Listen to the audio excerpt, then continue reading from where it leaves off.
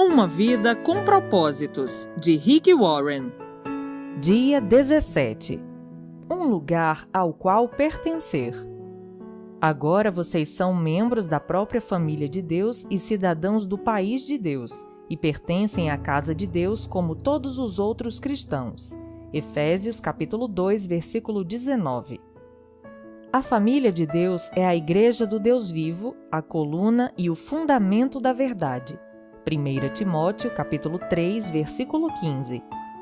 Você é chamado para pertencer, não somente para crer. Mesmo no perfeito e imaculado ambiente do Éden, Deus disse: "Não é bom que o homem esteja só." Gênesis capítulo 2, versículo 18. Fomos criados para a vida em comunidade, moldados para o companheirismo e formados para a família, e nenhum de nós pode cumprir os propósitos de Deus sozinho e sem ajuda.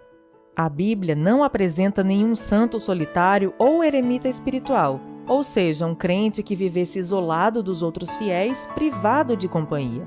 A Bíblia diz que fomos ajuntados, reunidos, edificados juntos, tornados membros juntos, feitos herdeiros juntos, combinados, mantidos juntos e que seremos arrebatados juntos.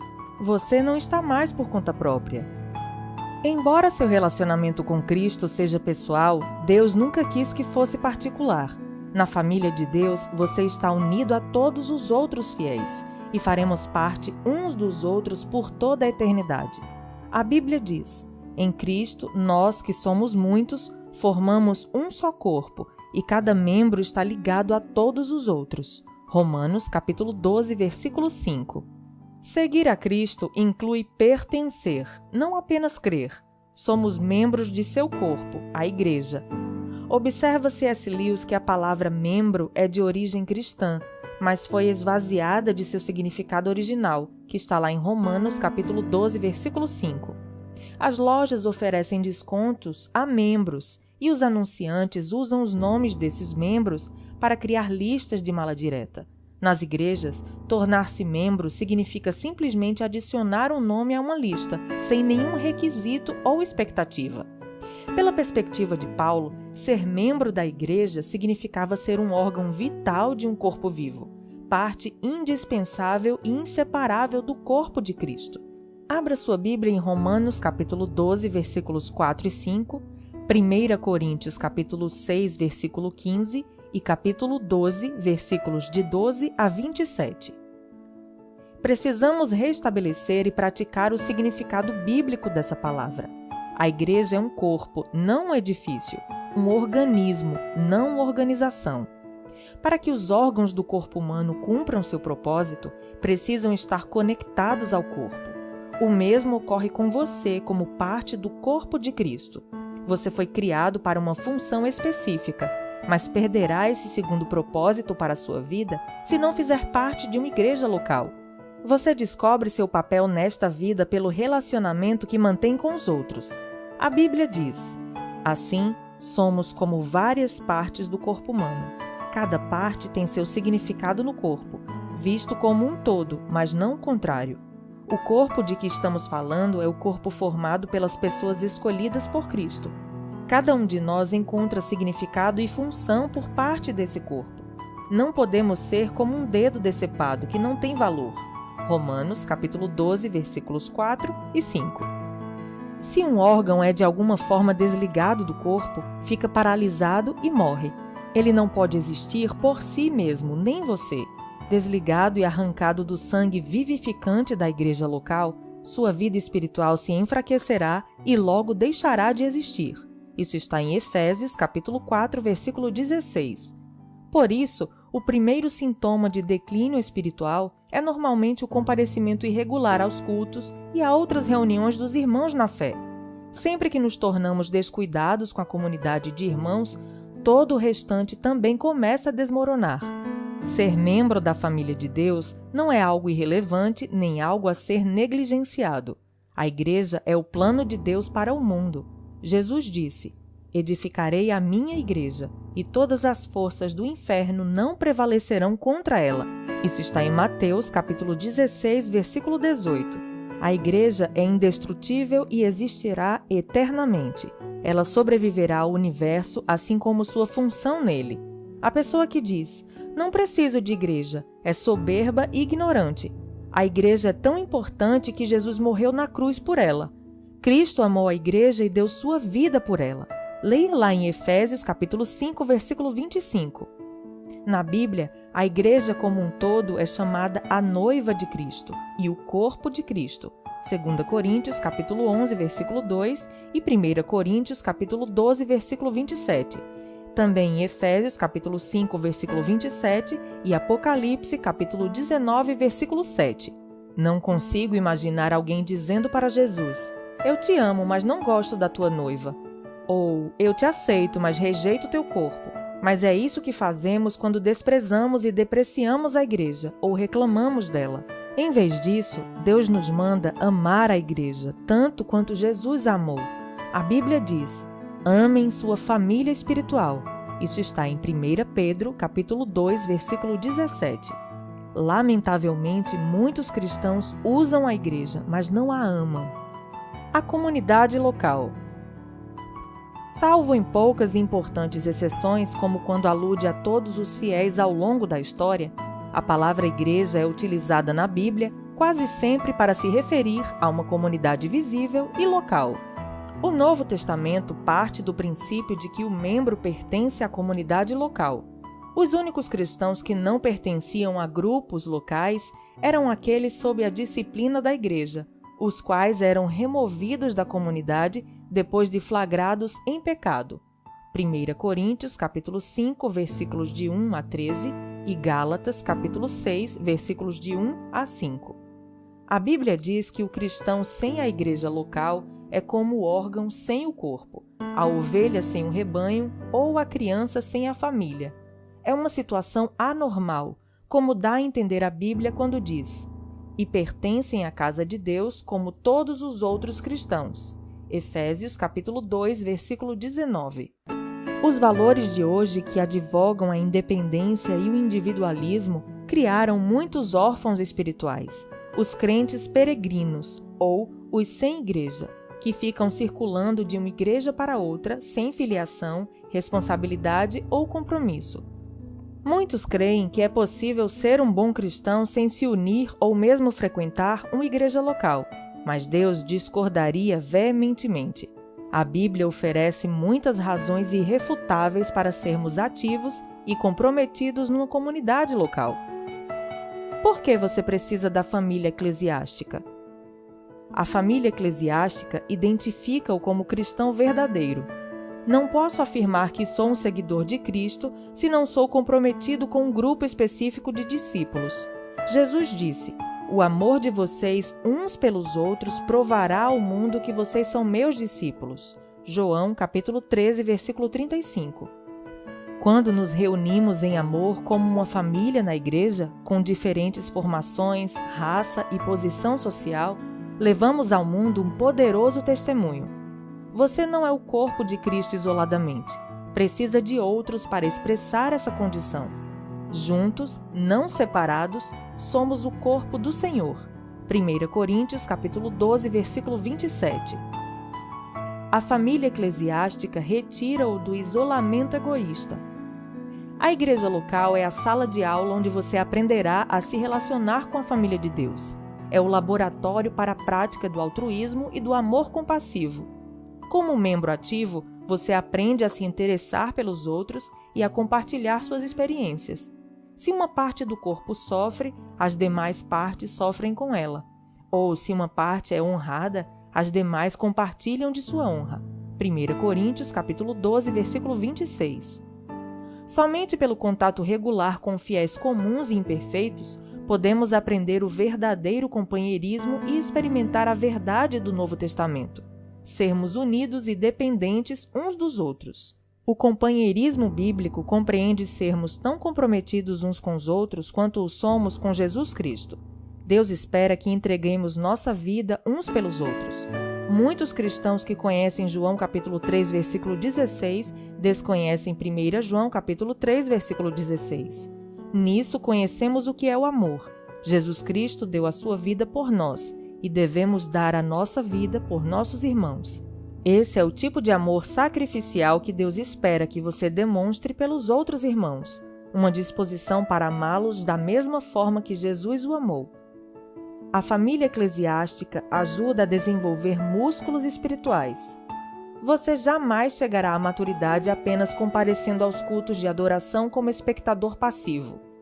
Somente a participação nas ilimitadas atividades da igreja local desenvolve a musculatura espiritual. A Bíblia diz: à medida que cada parte realiza o seu trabalho em especial, ela coopera para o crescimento das outras partes, para que todo o corpo esteja saudável, crescendo e cheio de amor. Efésios capítulo 4, versículo 16. As expressões uns aos outros ou uns dos outros são usadas mais de 50 vezes no Novo Testamento.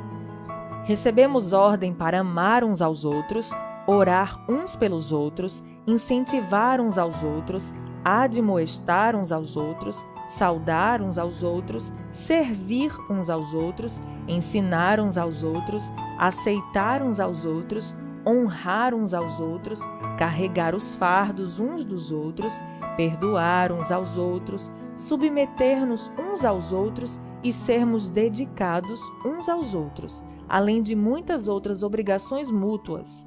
Isso é ser membro do ponto de vista bíblico. Essas são as responsabilidades familiares que Deus espera que você cumpra na comunidade local. Com quem você vem agindo dessa forma?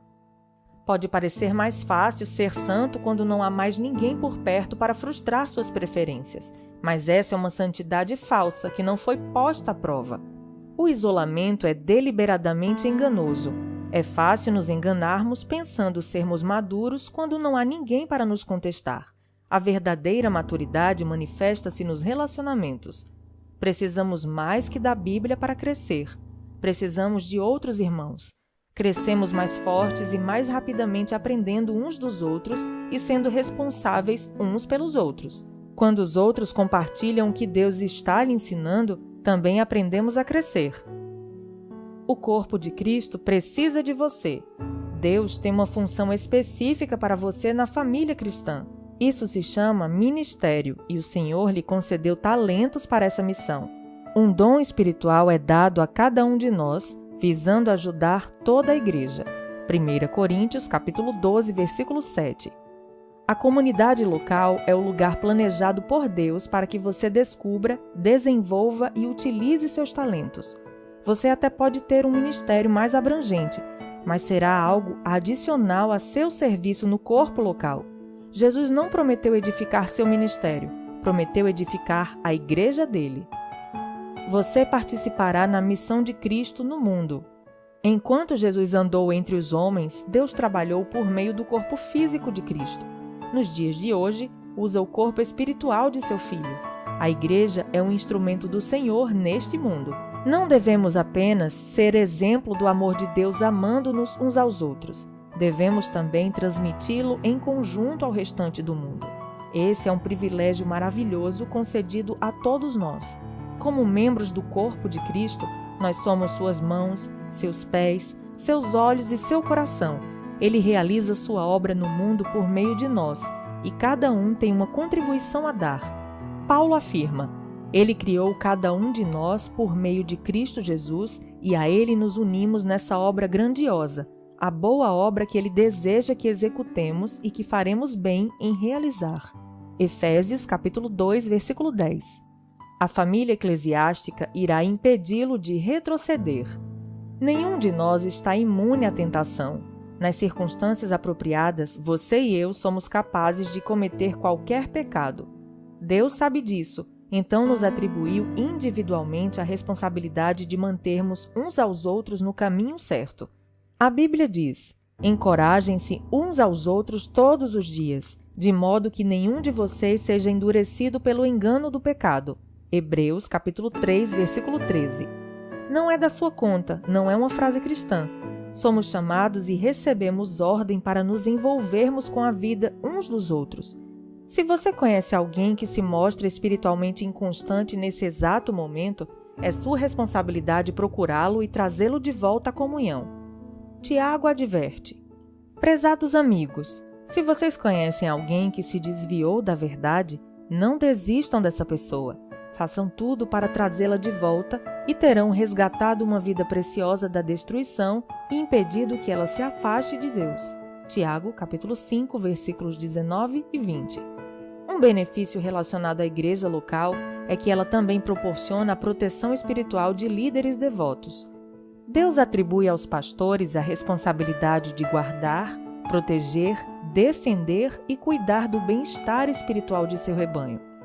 A Bíblia diz: a responsabilidade deles é zelar pela alma de vocês, e eles sabem que devem se responsabilizar por isso diante de Deus. Hebreus capítulo 13, versículo 17. Satanás exulta ao ver fiéis afastados, desligados da vida do corpo, isolados da família de Deus e indiferentes para com os líderes espirituais, pois sabe que tais crentes estão indefesos e impotentes contra suas estratégias. Está tudo na igreja. Em meu livro Uma Igreja com Propósitos, explico como fazer parte de uma igreja saudável é essencial para viver uma vida saudável.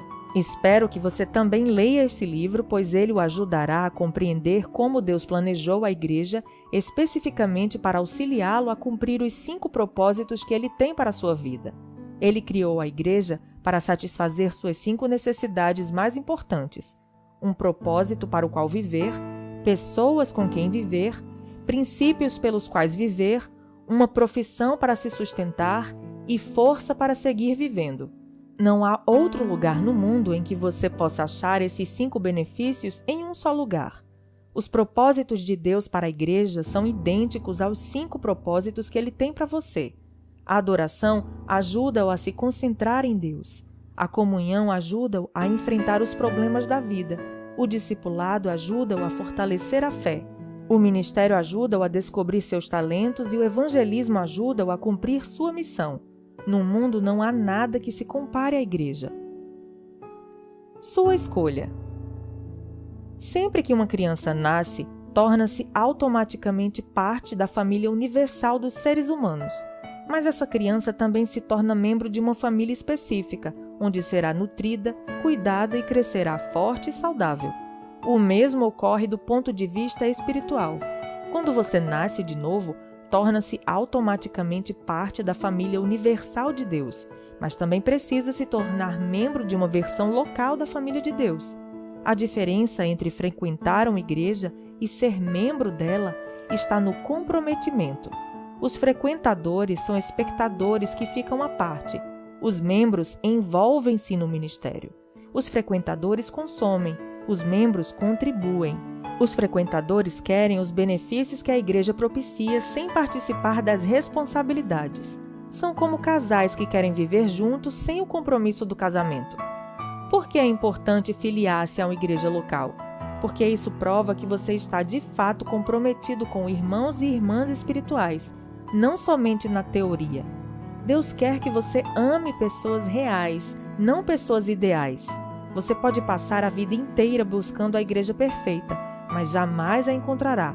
Você foi chamado para amar pecadores imperfeitos, assim como Deus faz. No livro de Atos, os cristãos de Jerusalém eram bem específicos no seu comprometimento uns com os outros. Eram dedicados à comunidade. A Bíblia diz: eles se dedicavam ao ensino dos apóstolos e à comunhão, ao partir do pão e às orações. Atos capítulo 2, versículo 42. Hoje, Deus espera que você se comprometa com as mesmas coisas. A vida cristã é mais que apenas um comprometimento com Cristo. Inclui o compromisso com os outros cristãos. Os cristãos da Macedônia compreenderam isso, como Paulo relata. Primeiro, eles deram a si mesmos ao Senhor e depois, pela vontade de Deus, eles se deram a nós também. 2 Coríntios capítulo 8, versículo 5. Tornar-se membro de uma igreja local é o passo que vem naturalmente a seguir, uma vez que você tenha se tornado filho de Deus. Você se torna cristão ao se comprometer com Cristo, mas se torna membro de uma igreja ao se comprometer com um grupo específico de fiéis. A primeira decisão traz a salvação, a segunda, a comunhão. Dia 17. Pensando sobre meu propósito de vida. Tema para reflexão. Sou chamado para pertencer, não apenas para crer. Versículo para memorizar.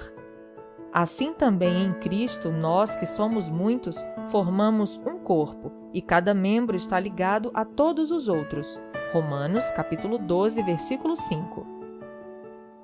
Pergunta para meditar. Meu nível de envolvimento em minha igreja local demonstra que eu amo e estou comprometido com a família de Deus? Até o próximo áudio.